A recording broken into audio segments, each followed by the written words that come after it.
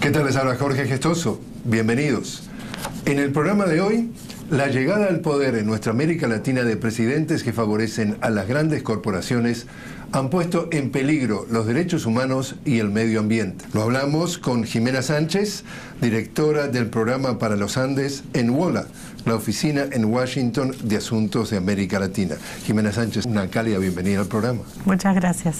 Jimena, el New York Times, en un artículo reciente, titula Bolsonaro quiere saquear la Amazonía, no lo dejen. Y el artículo afirma que el nuevo presidente de Brasil ha puesto a los derechos humanos y al medio ambiente en peligro.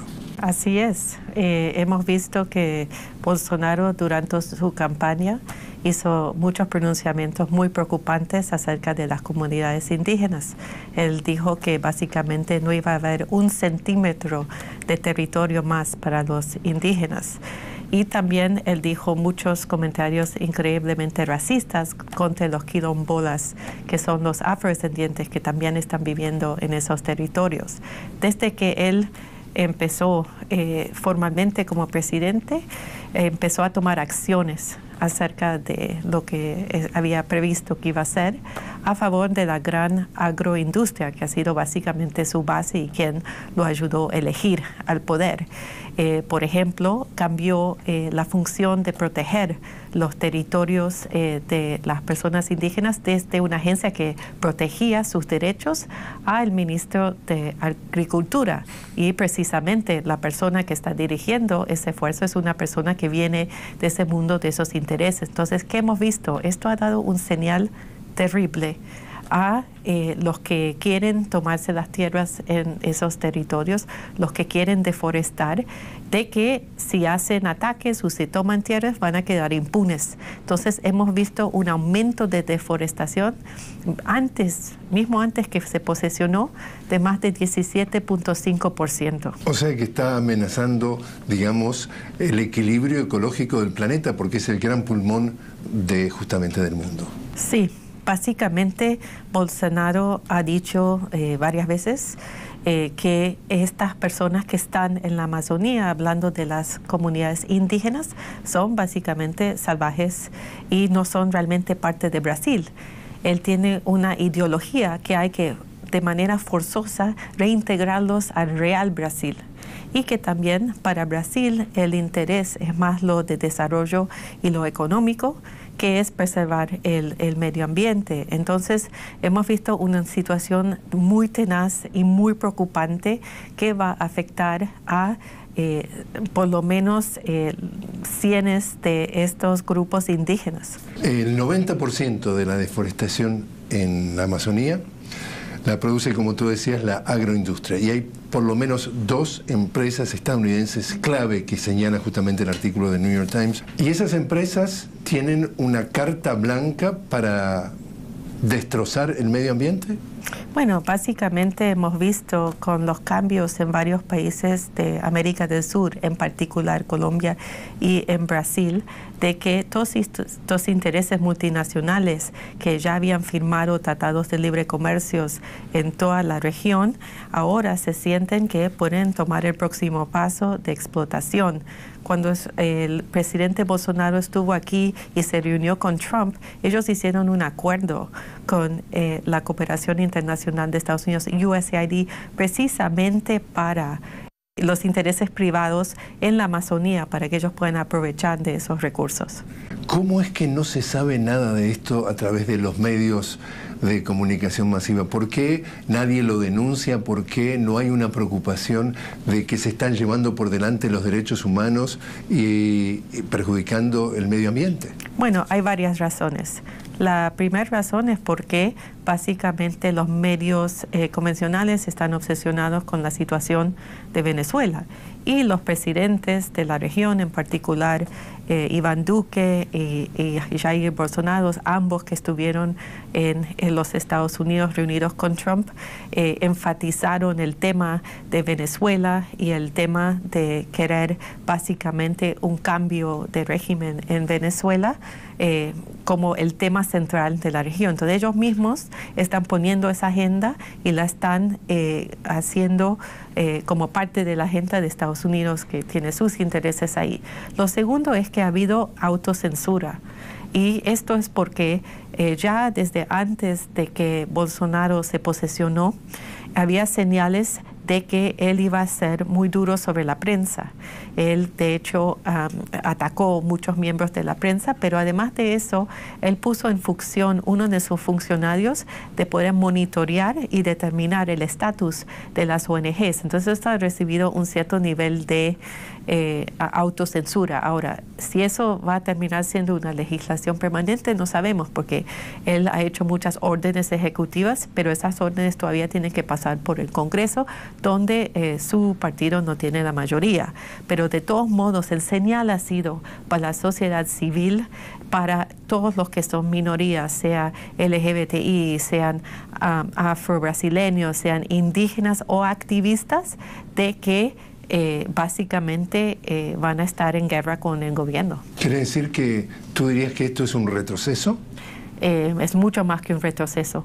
Algunos analistas están diciendo que la situación de los 305 diferentes pueblos indígenas en Brasil están retrocediendo más de 30 años atrás de todo lo que han ganado en este tiempo. Además, una cosa interesante de la Amazonía fue que se logró reforestar muchas partes de la Amazonía, dar un esfuerzo tremendo de parte del gobierno de Brasil en el pasado para hacer ese trabajo, y ahora estamos viendo que todo eso se está yendo marcha atrás. Brasil tiene el número más alto de activistas de medio ambiente e indígenas asesinados en el mundo, y esa situación creo que fueron por lo menos 57 en el año 2017, ahora va a empeorar. Jimena, te invito a hacer una pequeña pausa. Estamos hablando con Jimena Sánchez. Ella es directora del programa para los Andes en WOLA, la oficina en Washington de Asuntos de América Latina. Y cuando regresemos hablemos también del caso de Colombia y el medio ambiente, y también el tema de derechos humanos, cómo los afecta justamente la falta de protección a los líderes sociales que tratan de defender, por ejemplo, el medio ambiente o también los derechos en la tierra. Ya volvemos.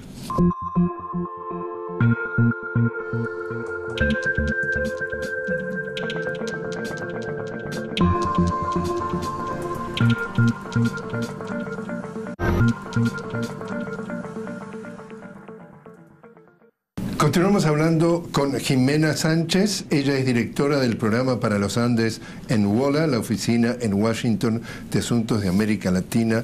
Jimena, en el año 2018 el Papa estuvo en Colombia y justamente se reunió en el puerto Maldonado con indígenas, y ellos le reclamaron, le pedían especialmente que impidiera que la minería, la industria maderera y la petrolera arrasaran con la selva, y también el tema del tráfico humano. ¿Cuán preocupantes son esas situaciones en Colombia? Bueno, la situación de los indígenas en Colombia en este momento está en crisis. De hecho, hay una enorme movilización de casi todos los pueblos indígenas en este momento en casi la mitad de Colombia, especialmente en la zona del sur-occidente, precisamente porque los gobiernos de turno han firmado más de 1.003 acuerdos con los indígenas y han cumplido tal vez 4%.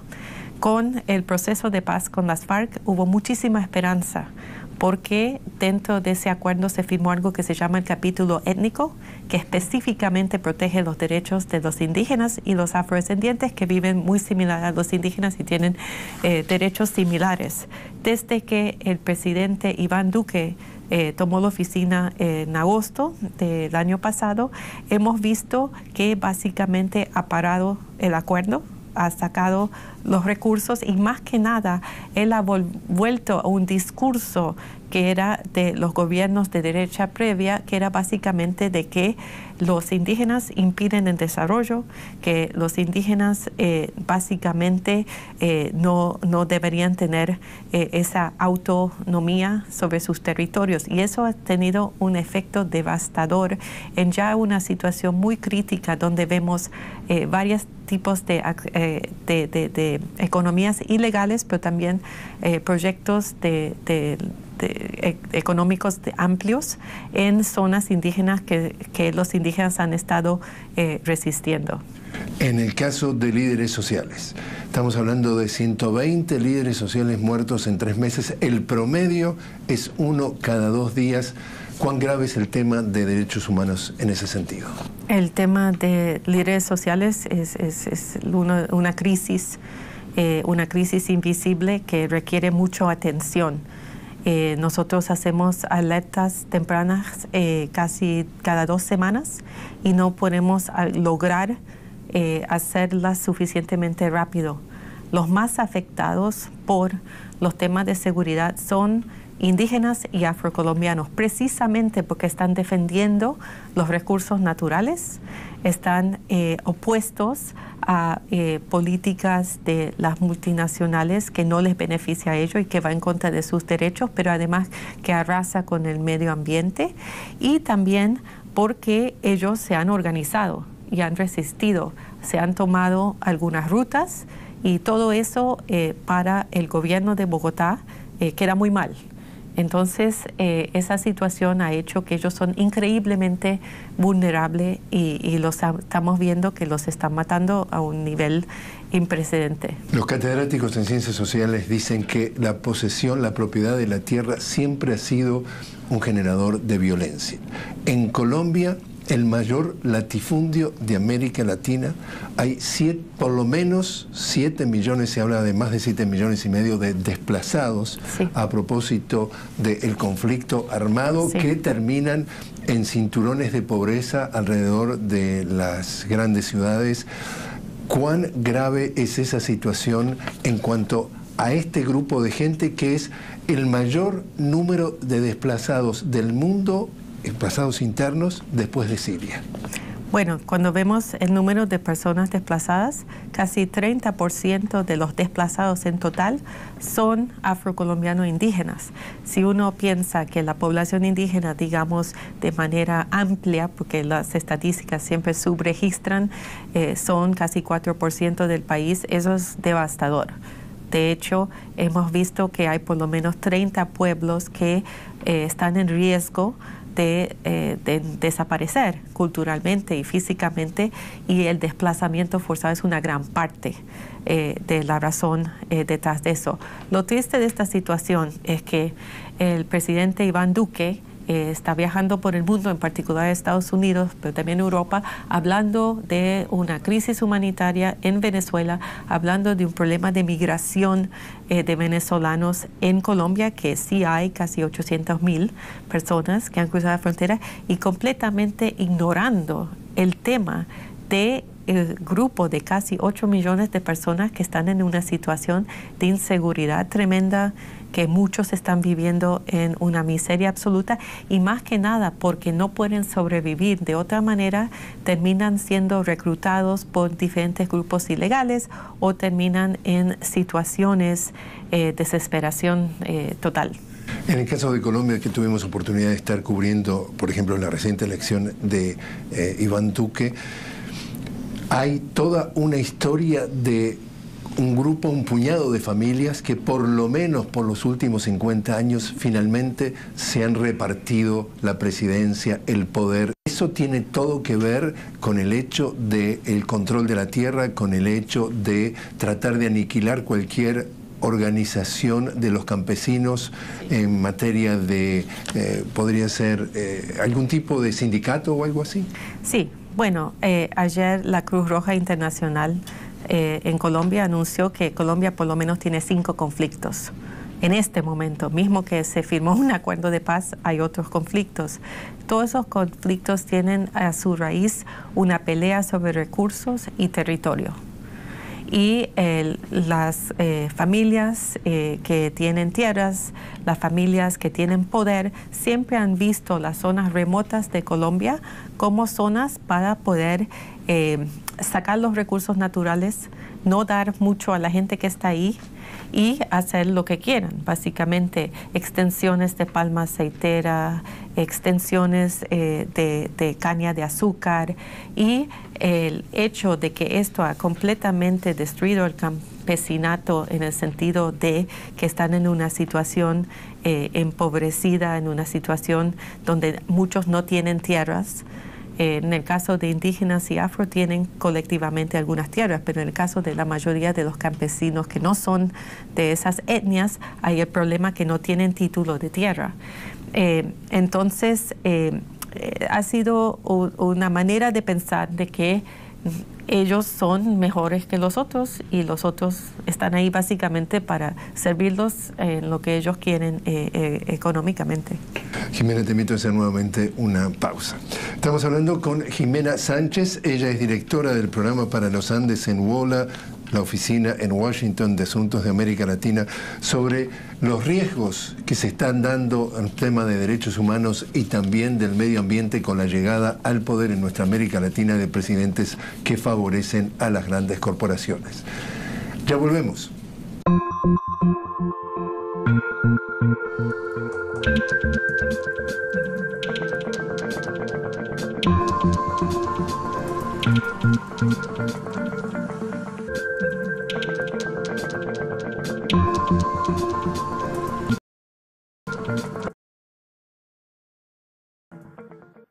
Continuamos hablando con Jimena Sánchez. Ella es directora del programa para los Andes en WOLA, la oficina en Washington de Asuntos de América Latina. Jimena, también en Colombia se da una situación en la región de La Guajira. ¿Qué está pasando? Bueno, La Guajira es una zona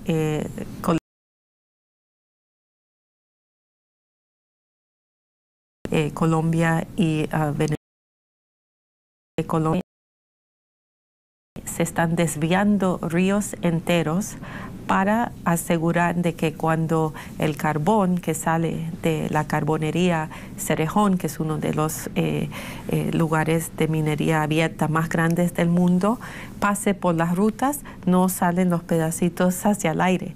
Se está usando la agua, que es la agua que básicamente es para toda la vida de ahí. Entonces, las comunidades guayú están en una situación donde no tienen agua para beber, no tienen agua para hacer agricultura, entonces sufren una situación de malnutrición crónica que está llevando a la muerte de muchos niños indígenas, pero también de gente anciana. Y los esfuerzos de supuestamente dar auxilio por parte del gobierno, que son subcontratados muchas veces a amigos de ellos en esa región, no se están dando, porque hay un nivel de corrupción muy alta en esa situación. Se ve como un negocio y no llega a esa situación. Entonces es una situación muy desesperante de las personas guayú. Los medios de comunicación están como al servicio, como un arma, como un brazo del gobierno o de los grandes intereses, y todo esto no sale a la luz con la intensidad que debería para que se tomara conciencia. No se quiere que se sepa lo que está pasando ahí. Preferirían que se ignore. La razón que no se ve es porque los medios de comunicación que tienen más amplitud en el país son medios de comunicación que quienes están invirtiendo en esos medios o quienes son los dueños de esos medios son los mismos que o tienen tierras o tienen inversiones en estos tipos de compañías extravistas en el país. Entonces no les conviene esa situación. Volviendo entonces Brasil y Colombia, todo esta devastación de que vemos en materia de derechos humanos, pueblos indígenas, sectores de desplazados, medio ambiente, esto tiene que ver Estados Unidos, que aprovecha esas oportunidades en esas partes del mundo para invertir a través de sus empresas, o Estados Unidos es un observador paciente que mira esto de afuera y no se mete? Bueno, en el tema de Colombia yo siempre he dicho que el tercer actor en el conflicto armado de Colombia no anunciado es Estados Unidos, porque Estados Unidos ha dado más de $8 billones en asistencia militar y antinarcótica, con el interés de lo que se logró hace unos años, como casi 5 años, que es un tratado de libre comercio entre ambos países, que tiene un gran componente que tiene que ver con minería y con recursos naturales. Entonces, yo pienso que eso ha pasado muchísimos años. Lo que se tema es que ahora, con un gobierno que es de la derecha y que está a favor de esa extracción a cualquier nivel, que eso se va a agudizar y los mecanismos de protección que existían por las otras instituciones no se van a aplicar. En términos de Brasil, hemos visto que Brasil por mucho tiempo tenía una postura medio de distancia con Estados Unidos. Esto ha sido siempre un país que se veía como soberano y aparte, pero con la llegada de Bolsonaro eso ha cambiado completamente. Él muy abiertamente ha dicho que Trump es su ídolo. Cuando ellos se reunieron en la Casa Blanca hace poco, era básicamente un amor abierto entre los dos. Ambos hablaron el mismo idioma, hablaron de básicamente desarrollo primero, hablaron de la ideología de género, hablaron básicamente de que hay muchas noticias falsas y no se podían mostrar más amor que nunca. Entonces, la preocupación es que la combinación de estas cosas ya está teniendo un efecto devastador en las comunidades indígenas y las comunidades afrodescendientes, y esto solo va a ser peor. Si Estados Unidos sigue el modelo que está haciendo en este propio país sobre su propia gente nativa y su propia gente afro, y señalando que esa es la manera de hacer las cosas, eso es lo que hemos visto que estos países están tratando de cierta manera de replicar. También hemos visto, cuando estábamos en Colombia cubriendo la elección, de que se admite que hay unas 240.000 hectáreas plantadas con hoja de coca. ¿Cómo lee Wola este tema? Bueno, Estados Unidos financió por muchos años algo que se llamó el Plan Colombia, que básicamente incluía que contratistas estadounidenses fumiguen la planta de coca en el país. Entonces, ¿qué pasó? La coca que estaba inicialmente concentrada en ciertas partes del país empezó a distribuirse por todo el país, porque cada vez que era fumigada se movían plotes más pequeños. Una de las cosas más importantes del acuerdo de paz con las FARC es que se detuvo las fumigaciones y se puso en plazo toda una serie de programas que ayudaban a los campesinos que plantan coca a tener otras alternativas con que ellos saquen la coca ellos mismos. El presidente Duque básicamente no cree en eso. Él quiere volver a la política de fumigación. También hay muchos en Estados Unidos, como el senador Marco Rubio y otros, pero es importante entender, llevamos 20 años tratando de erradicar la coca de una manera forzosa y de manera militar, y eso no ha hecho nada más que dañar el medio ambiente, contaminar las aguas, enfermar mucha gente, especialmente afros e indígenas. Con el glifosato. Con el glifosato.